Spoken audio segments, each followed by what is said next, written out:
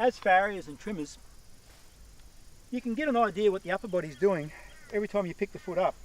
So when you go to pick the foot up, if you pick it up and the foot, just let it hang normally. If the leg's hanging outside the back legs or inside the back legs, you know you've got a muscle problem pulling the legs one way or the other. The legs should be hanging in front right through to the same side.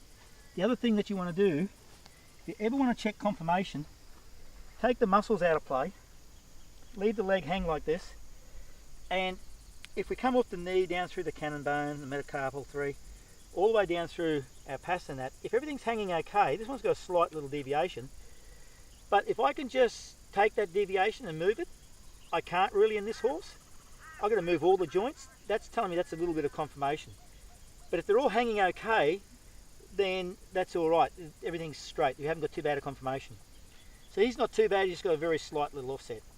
The next thing you do is when you go to do that, if you want to pick that leg up, if I get to there and he's tight, I know I've got a lot of stress. If I can get him up here and he's starting to get tight, like this horse here, he's just starting to get tight there. That's not bad. That's about where I would, I'll be just starting to worry.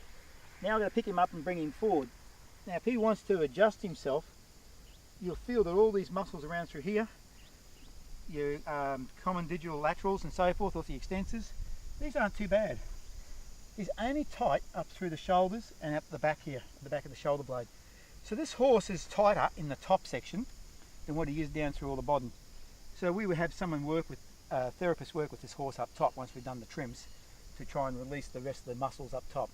But it's a good point. If you've got to raise that foot up and the horse is resisting you, or it takes a lot of effort to get it up, especially on the hindquarters, then you know you've got too much upper body tension in your animal.